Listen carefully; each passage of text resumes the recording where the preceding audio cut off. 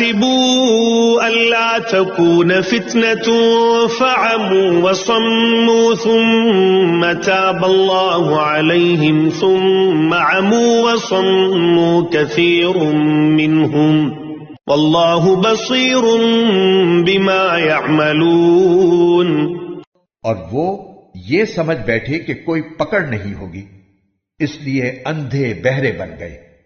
پھر اللہ نے ان کی توبہ قبول کی تو ان میں سے بہت سے پھر اندھے بہرے بن گئے، اور اللہ ان کے تمام اعمال کو خوب دیکھ رہا ہے۔ لقد كفر الذين قالوا إن الله هو المسيح ابن مريم وقال المسيح يا بني إسرائيل اعبدوا الله ربي وربكم إنه من يشرك بالله فقد حرم الله عليه الجنة ومأواه النار وما للظالمين من انصار۔ وہ لوگ یقیناً کافر ہو چکے ہیں جنہوں نے یہ کہا ہے کہ اللہ مسیح ابن مریم ہی ہے، حالانکہ مسیح نے تو یہ کہا تھا کہ اے بنی اسرائیل اللہ کی عبادت کرو جو میرا بھی پروردگار ہے اور تمہارا بھی پروردگار۔ یقین جانو کہ جو شخص اللہ کے ساتھ کسی کو شریک ٹھہرائے اللہ نے اس کے لیے جنت حرام کر دی ہے اور اس کا ٹھکانہ جہنم ہے، اور جو لوگ یہ ظلم کرتے ہیں ان کو کسی قسم کے یار و مددگار میسر نہیں آئیں گے۔ لقد كفر الذين قالوا إن الله ثالث ثلاثة وما من إله إلا إله واحد وإن لم ينتهوا عما يقولون ليمسن الذين كفروا منهم عذاب أليم۔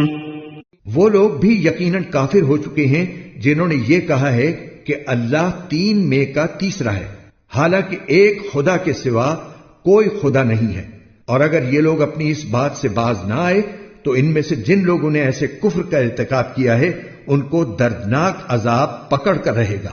افلا يتوبون الى الله ويستغفرونه والله غفور رحيم۔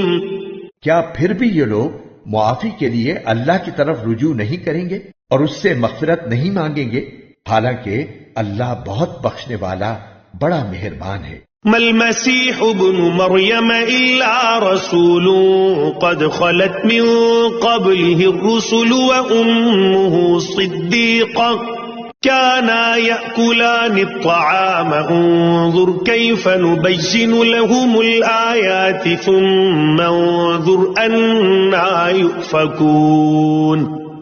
مسیح ابن مریم تو ایک رسول تھے، اس سے زیادہ کچھ نہیں۔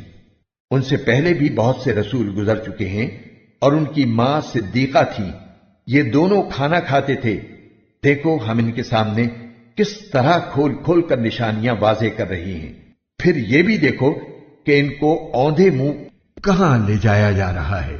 قل اتعبدون من دون الله ما لا يملك لكم ضرا ولا نفعا والله هو السميع العليم۔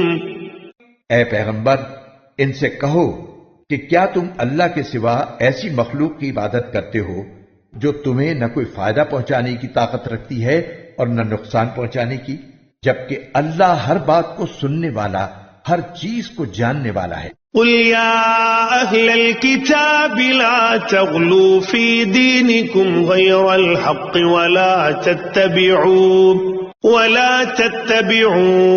أهواء قوم قد ضلوا من قبل وأضلوا كثيرا وضلوا عن سواء السبيل۔